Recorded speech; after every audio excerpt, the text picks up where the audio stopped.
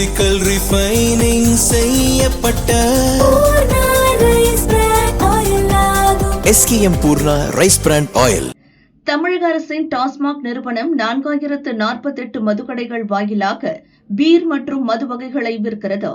இதற்காக 11 மதுபான தயாரிப்பு நிறுவனங்களிடமிருந்து உள்நாட்டில் தயாரிக்கப்படும் வெளிநாட்டு மது வகைகளும் 7 நிறுவனங்களிடமிருந்து பீர் வகைகளும் கொள்முதல் செய்யப்படுகின்றன. டாஸ்மாக் நிறுவனத்திற்கு மது வழங்கும் ஆலைகள் முந்தைய ஆட்சியாளர்களுக்கு மாதந்தோறும் 51 கோடிக்கும் அதிகமாக கமிஷன் கொடுத்தது தெரியவந்தது.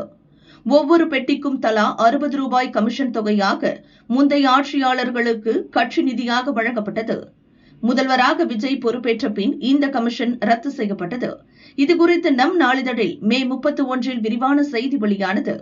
இதை படித்த முதல்வர் விஜய் ஒவ்வொரு ஆலைக்கும் எவ்வளவு லாபம் கிடைத்தால் இவ்வளவு தொகையை கமிஷனாக வழங்கும் என்று சிந்தித்து அரசியல்வாதிகள் அதிகாரிகளின் பைகளுக்கு சென்ற பணத்தை அரசு கஜானாவுக்கு திருப்பிவிட முடிவு செய்தார்.